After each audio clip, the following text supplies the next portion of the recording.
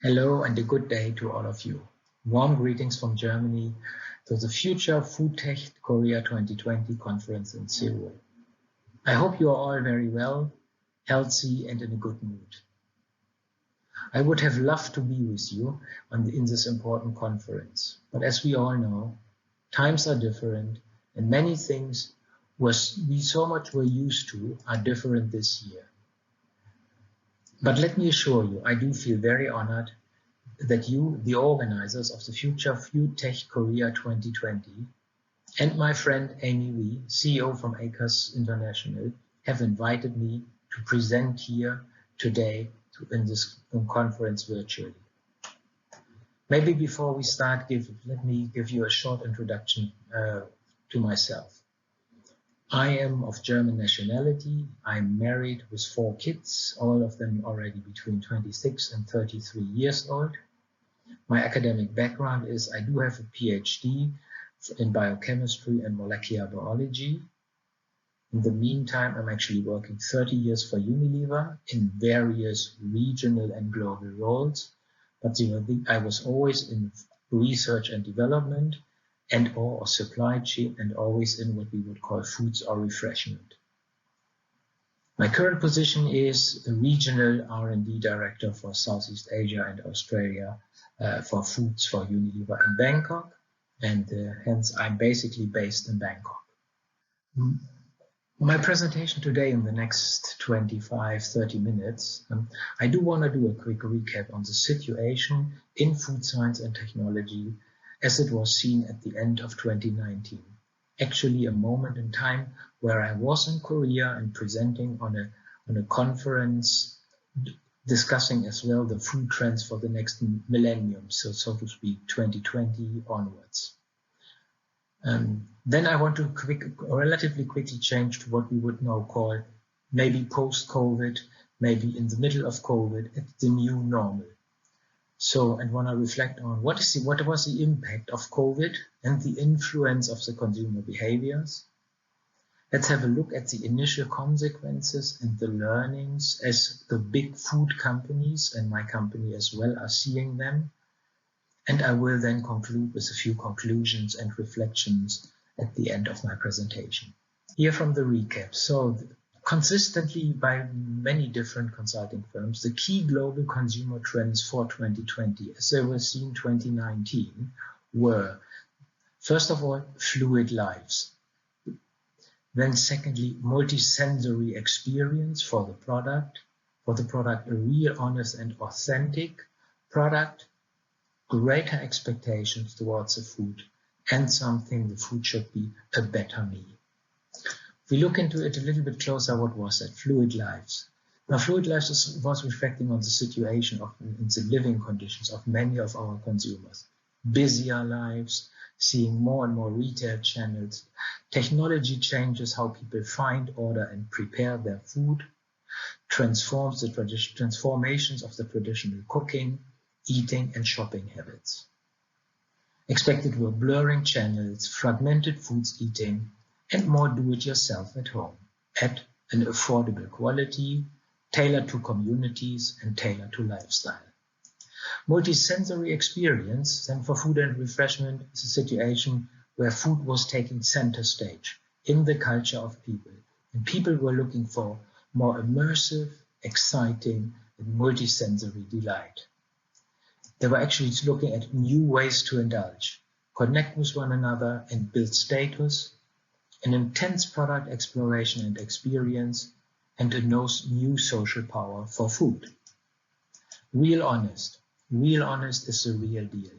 Simple, transparent, trusted options with purpose from brands whose values align with their environmental aspirations in a situation where we see collapse, safety issue, and unregulated market. Plus a skepticism of big food companies in many markets. So simple, safe, and transparent, something with craft and heritage, improving our world. Greater expectations then.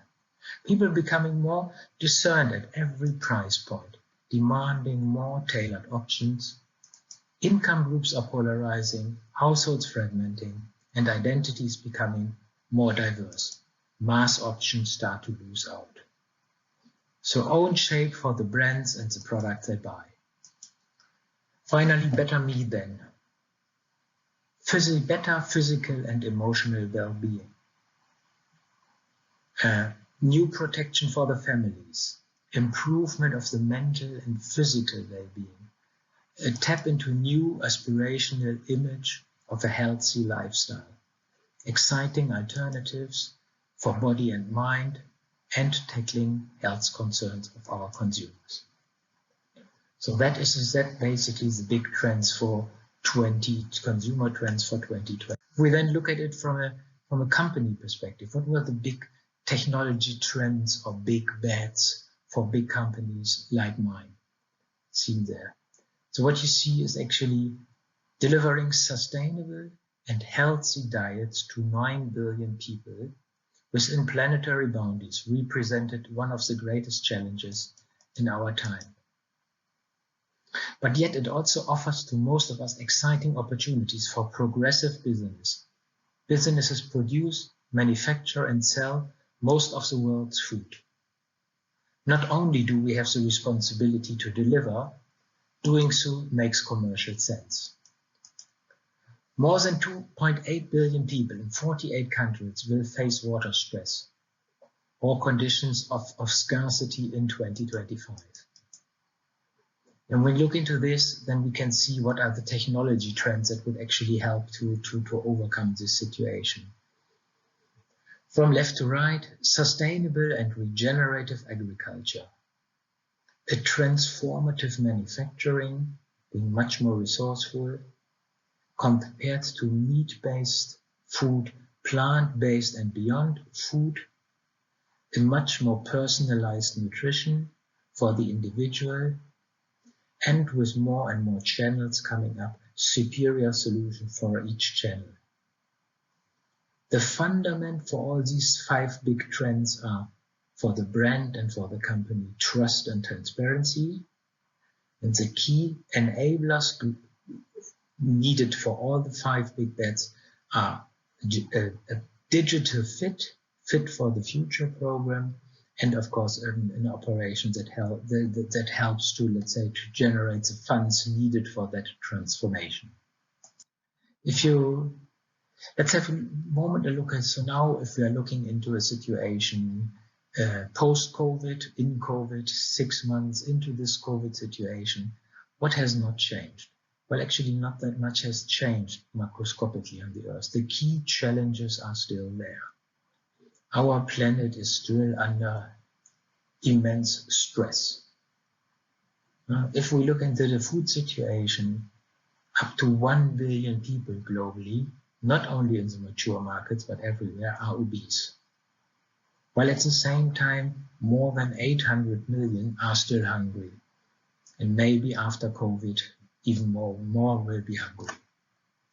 And 1/3 of all the food produced is being wasted. Goes through the bins, it is not used. While at the same time, also looking at from the food industry perspective, 22% of the global carbon dioxide output is coming from the food industry, directly or indirectly. So talking about cows and deforestation here mainly. Now, what are still the global macro trends that we see in food? Actually, we still will see an economy in which we see less dollar and euro dependency globally. You may want to call it the start of the next Asian century. There is uncertainty in the mature Western markets, while at the same time emerging markets starts to create global competitors. Then in the emerging markets, we will have rapid urbanization to continuing. On the environment, we know what the situation are. Water stress, dryness, a very fragile food system, a spotlight on the big business and the accountability of the big business, and an energy crisis, while at the same time some dynamic technological breakthrough.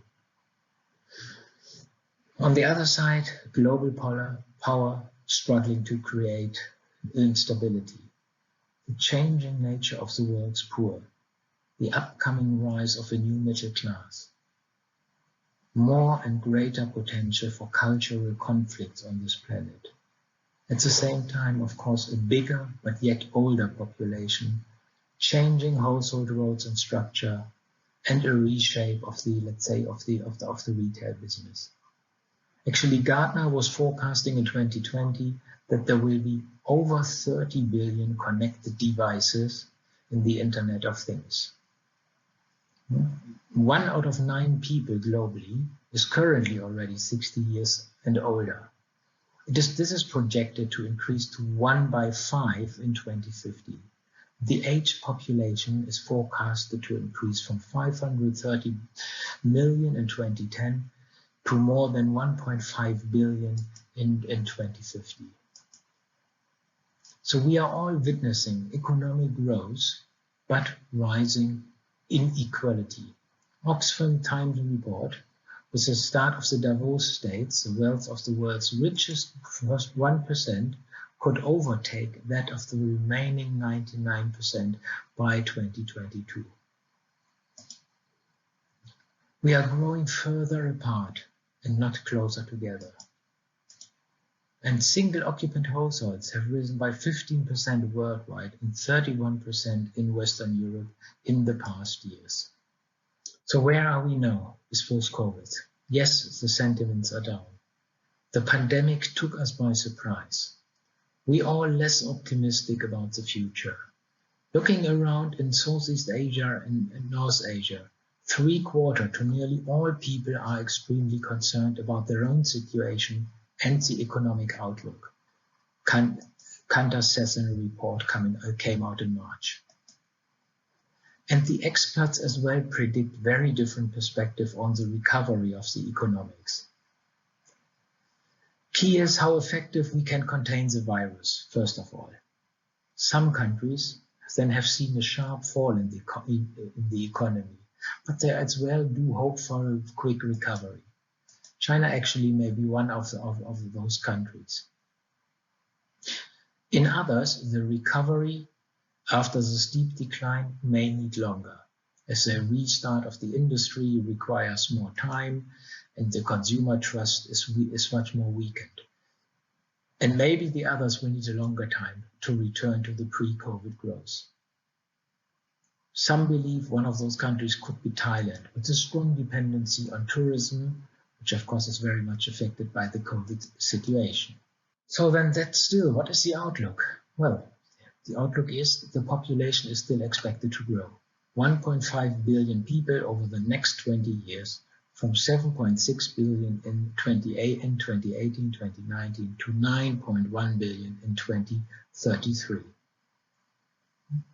Middle class is roughly 50% of the global population today.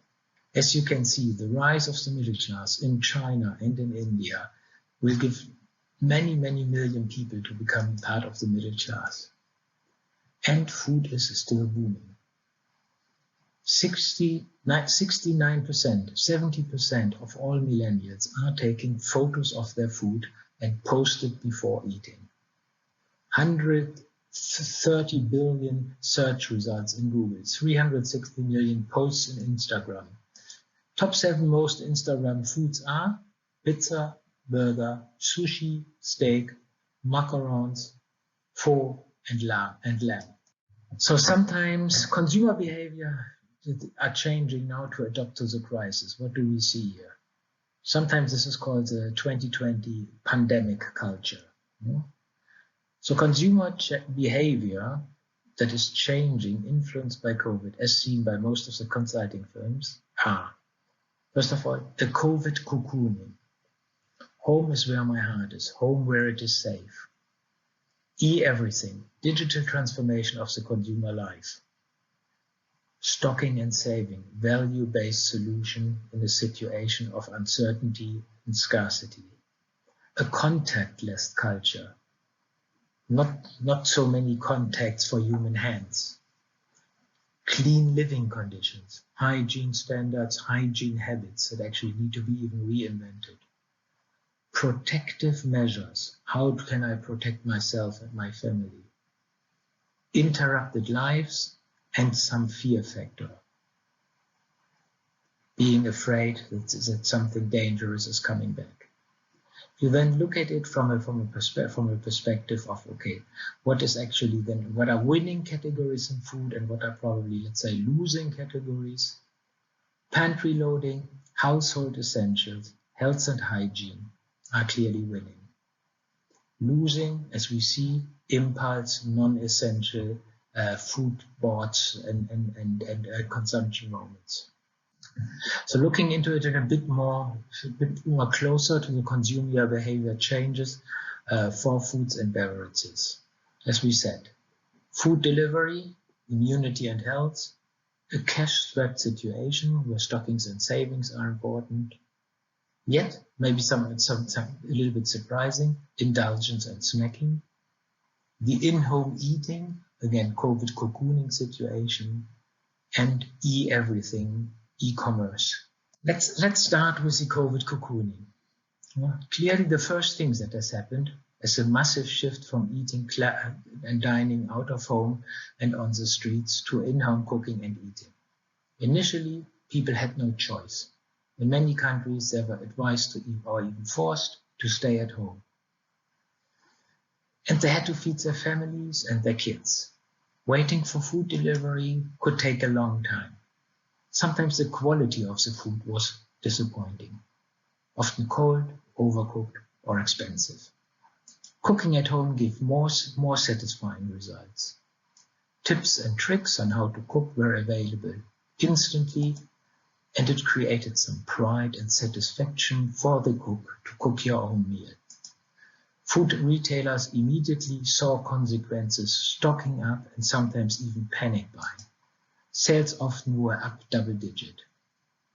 And this is not expected to stop soon. Moms, dad, and kids have relearned cooking. They develop confidence and pride and receive recognition.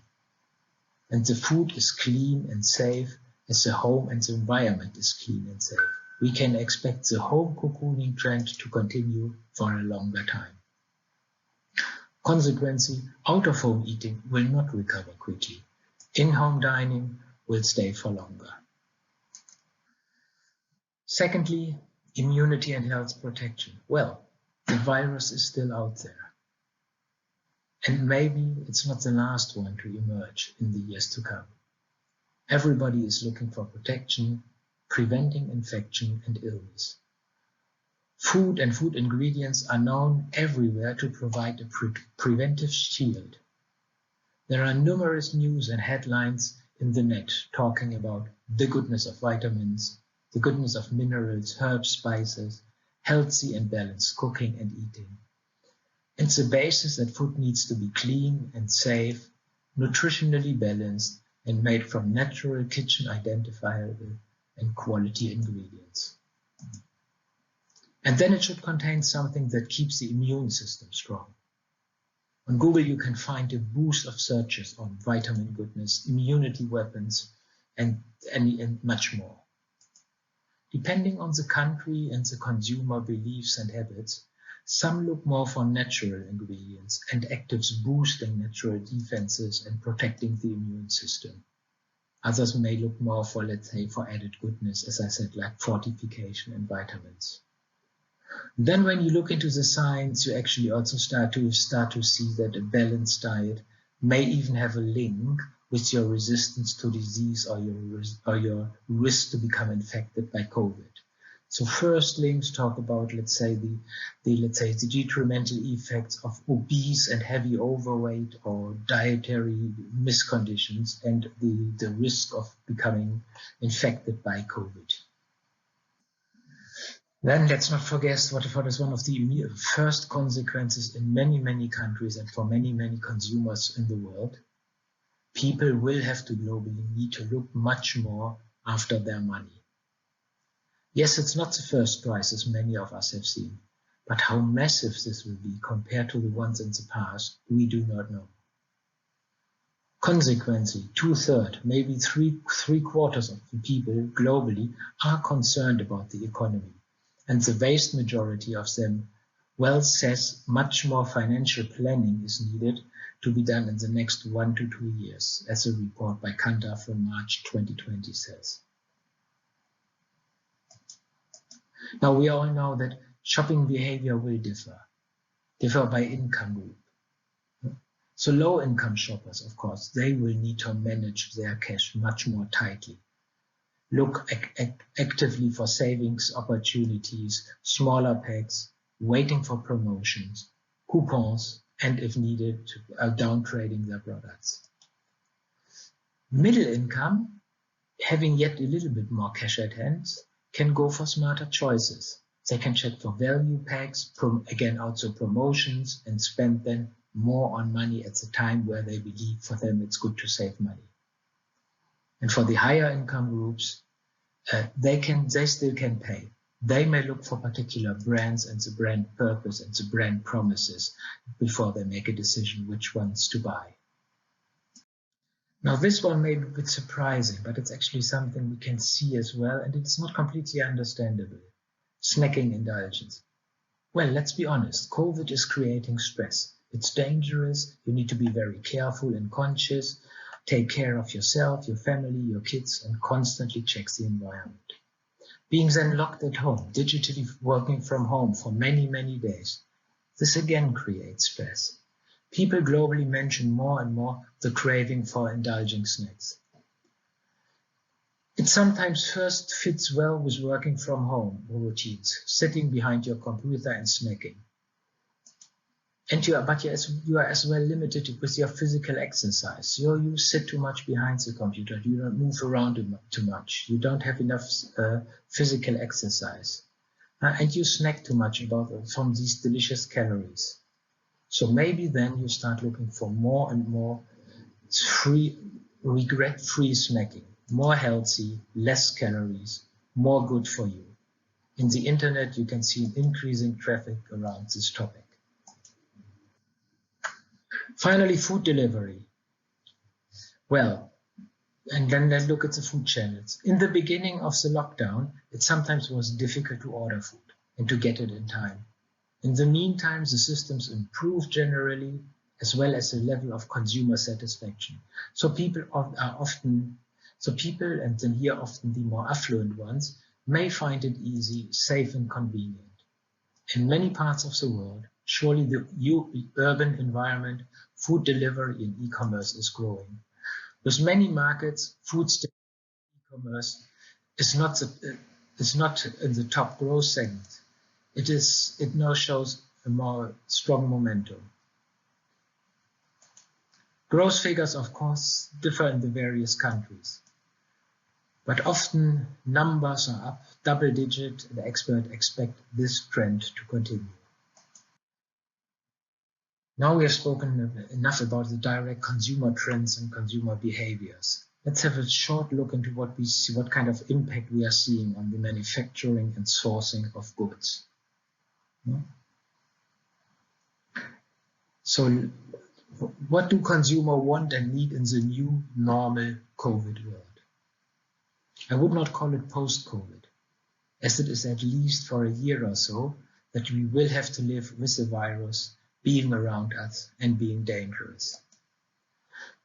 But I want to spend here a few minutes to look at what the likely consequences for food manufacturing and sourcing. Early in the crisis, and maybe at a time it was still only present in China, manufacturers realized the vulnerability of their long sourcing and supply chains. Production of ingredients or packaging material was stopped, transportation got congested or on hold at the borders. Remaining transport options sharply increased in price. Manufacturers even went out of stock as essential supply was not reaching them. Particularly if you were trapped in a single supply situation, not having alternatives from elsewhere available. Later, when the pandemic was hitting more and more markets, consumers as well were getting more and more concerned about where their food was coming from, how it was made. They wanted to understand where the product was made and how it was made. More easy and understandable for fresh and local food, less transparent and clear for packed and processed food. In many places, an increased interest in traceability, for example via barcode scan codes and apps, was seen. People mainly expect this from brands and retailers to show their transparency. International governmental organizations and NGO food organizations like the FAO at the same time have now started massively to do deep systemic efforts to suggest designs for a much more resilient and sustainable end-to-end food chain, as you can see on the right side. Many countries and organizations discussing and taking actions to shorten supply chain and distribution change as a consequence of the learnings from the corona crisis. So things like urban farming, here and there successfully implemented and discussed much more, are now discussed much more widely. Stories of urban beekeepers having much more aromatic honey due to much better variety of flowering plants in the city compared to rural monocultures getting more and more attention. And then meat. Recent reports from COVID outbreaks at meat manufacturers' side scared the people. For example, FAIR, a global investor network, recently warned about the lasting impact on the meat industry globally. The inability to prevent the emergence of new zoonotic diseases due to insufficient worker and food safety conditions, deforestation, lacking diversity management, and lacking animal welfare leads them to a conclusion that factory farming may become in the future something for like a self-sabotaging circle. As a consequence of that, of course, was reduced meat consumption and concerns about meat quality, meat safety. Plant-based food are expected to increase further, maybe faster, even faster than it was already expected before COVID. And then sustainability, finally, the packaging. Many communities have seen a sharp increase in plastic waste during the lockdown, flooding all the plastic into the environment. This was already a big concern for many government and consumers prior to the crisis, and consumers as well were getting more and more sensitive towards branded packaging found in rivers, forests, and open waters all over the planet.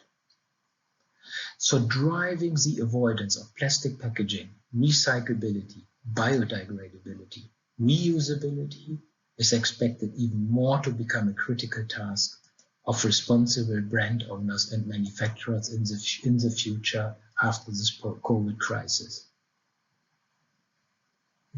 COVID has not only brought the fear about a life-threatening pathogen spilling over from the natural species, sometimes already part of the local food chain, but as well it brought a deeper and sharper understanding that the careless treatment of the biosphere surrounding us will massively impact our quality of life. With this, I would like to come more or less to an end. And let me summarize like that. The message that I wanted to give to you is the food sector, in particular including processed and packaged food, is showing, in contrast to many other industrial sectors, a very solid growth perspective in 2020, even after COVID. Consistently 2 to 3% global growth is expected. And this is packed food as well as fresh food, for both categories. But the underlying drivers do not develop evolutionarily. Some aspects require a much more radical change. As manufacturers, we need to review our supply chains, our supply lengths, the resilience of our material supply, and the chains, and the necessary flexibility in our manufacturing. Big companies with many complex products may therefore as well review their overall portfolio, increasing the resilience for those on the tops and deprioritizing products that are the tail of their sales portfolio. The way people get their food or buy it will likely as well see, at least for the next year, a shift to in-house rather than out-of-home consumption or on the street consumption. Ordering via electronic channels and delivering to your doorstep may also get more popular than perhaps browsing through the markets yourself. And products that can provide a better health for you and your family, boosting the immune system, strengthening the natural defenses, will be more popular. Not to forget that we all ask to respect the planet and natural resources, caring about it and the animal welfare, the environment and the climate. Brands that will not step up here will fall behind. Regulators and surely consumers will punish them. With brands that make an extra effort here and stand up, will likely to see an increase in reputation and can hope to earn from the effort that they are making. And with this, I want to conclude my presentation. If you have any question, please do not hesitate to contact me or ask Amy to provide contact.